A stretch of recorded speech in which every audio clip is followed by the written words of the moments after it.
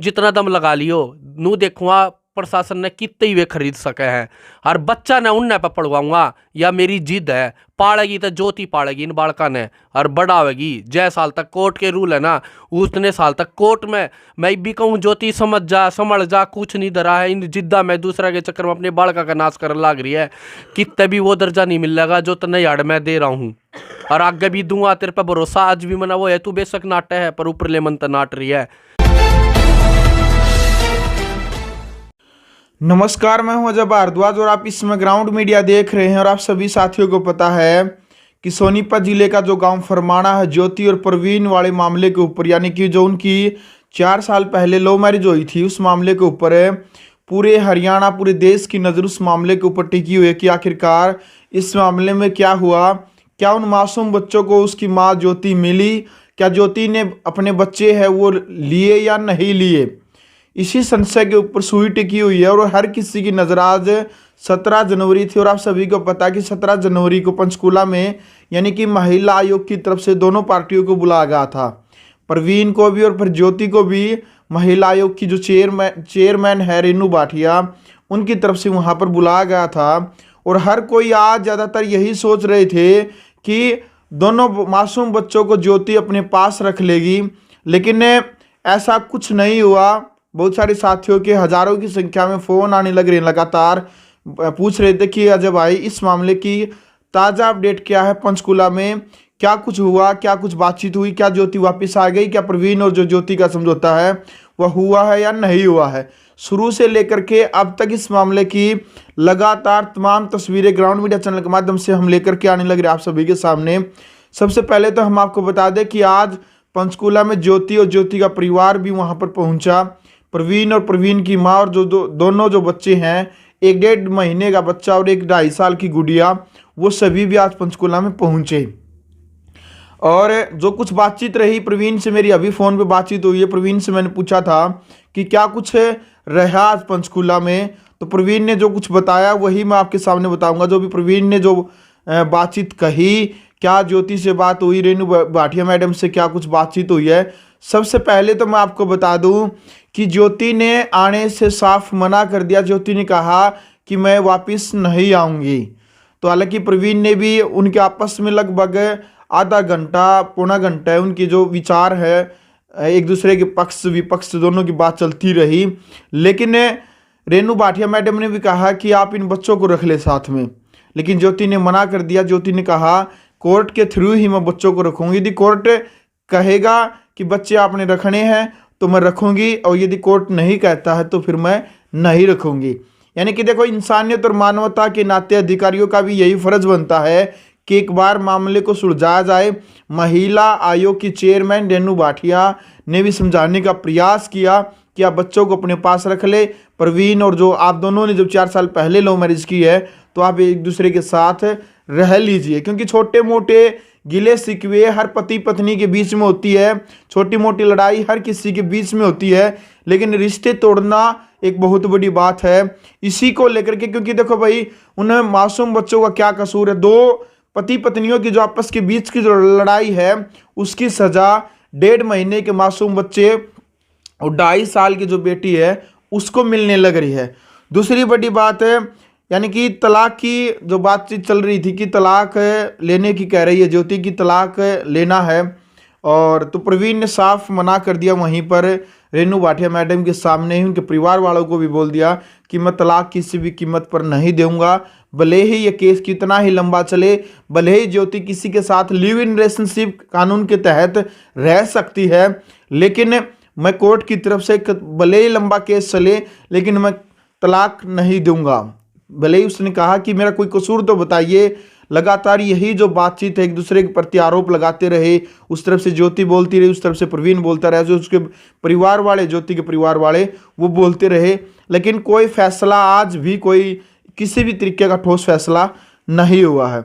Madam ने भी ज्योति को डांट फटकार लगाई, रेनू भाटिया मैडम ने। उसने भी कहा कि ज्योति आप गलत कर रहे हो, आप इन बच्चों को अपने पास में रख सकते हैं क्योंकि आपका नैतिक कर्तव्य बनता है, एक माँ है आप। लेकिन ज्योति ने और ज्योति के जो परिवार वाले हैं उन्होंने कह दिया कि हम कोर्ट के थ्रू ही, यदि कोर्ट कहेगा तो हम रखेंगे, अन्यथा हम नहीं रखेंगे। अब कई सवाल यहाँ पर हो रहे हैं कि भाई यदि लव मैरिज कर लेते हैं तो क्या लड़का लड़की जब दोनों की रजामंदी होती है तब वो शादी करते, क्या उनकी जो सज़ा है यदि उनकी बाद में लड़ाई झगड़ा हो जाता है तो क्या उनकी सज़ा बच्चे भुगतेंगे जो फिलहाल भुगतने लग रहे हैं।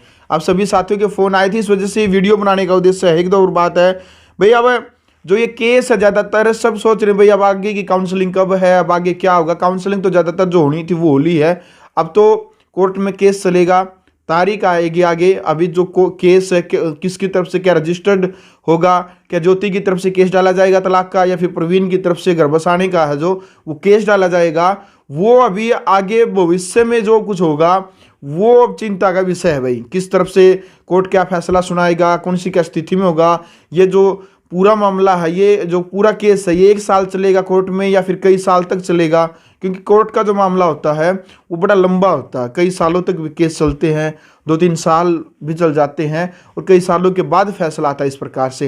लेकिन प्रवीण ने साफ मना कर दिया है कि मैं इस केस से नहीं डरता और कोर्ट में भी मैं भी केस डालूंगा घर बसाने का।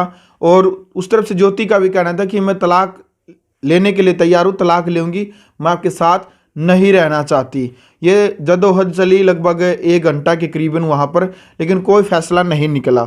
लगभग 15 से 20 व्यक्ति आज ज्योति के साथ में पहुँचे थे। खुद प्रवीण ने बताया कि 15-20 व्यक्ति जो आए थे उसके साथ में, लेकिन सभी जो 15-20 व्यक्ति आए, प्रवीण का कहना था कि वो ज्योति को भड़काने वाले थे, ज्योति के को गुमराह करने वाले थे।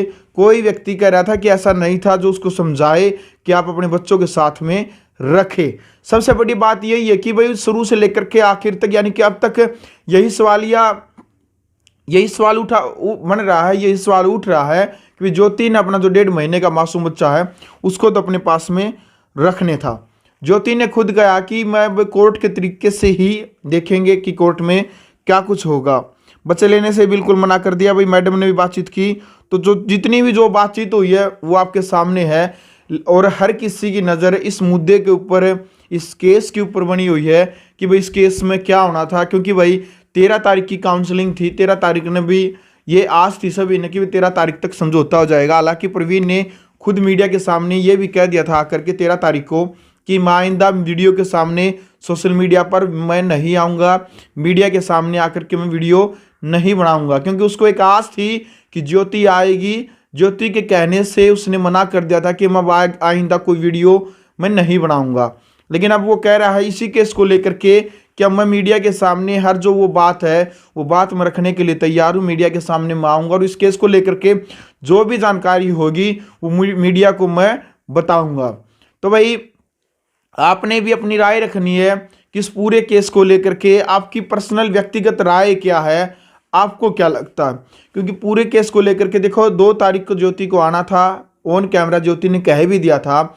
ज्योति से हमने खुद ये बात पूछी थी क्या बेटा, क्या बहन आपको किसी प्रकार का दबाव है, तो ज्योति ने मना कर दिया था। ज्योति ने कहा था कि मुझे किसी प्रकार का दबाव नहीं है, मैं आने के लिए तैयार हूँ, 2 तारीख को मैं आऊँगी, मैं तैयार मिलूंगी 2 तारीख को आने के लिए। ये बातें हो गई थी, समझौता की पूरी बातचीत हो गई थी। पूरे हरियाणा, पूरे देश से कॉल आने लग रहे थे लगातार, हर कोई ये चाह रहा था कि ज्योति आएगी, लेकिन 2 तारीख को नहीं आए। फिर 13 तारीख की काउंसलिंग, फिर आज 17 की, लेकिन आज 17 को भी कोई किसी प्रकार का समझौता नहीं हुआ कि हर किसी की नज़र टिकी हुई थी इस केस को लेकर के। तो ये जानकारी, ये अपडेट देनी जरूरी थी इस वजह से ताकि आप लोगों के हज़ारों की संख्या में फ़ोन न आए, आपको जवाब मिल जाए। तो वीडियो को ज़्यादा से ज़्यादा शेयर कीजिएगा। आगे अब जो कुछ भी पूरे केस में होगा, शो का निचोड़ ये है कि कोर्ट में ही होगा, कोर्ट में जो फैसला होगा वो सबके सामने होगा, वो ग्राउंड मीडिया के माध्यम से भी हम आपके सामने लेकर के आएंगे। फिलहाल प्रवीण के आने के बाद भी वीडियो, आगे की जो वीडियो वो भी रहेंगी ग्राउंड मीडिया की। इस वीडियो को आप ज़्यादा से ज़्यादा शेयर कीजिएगा।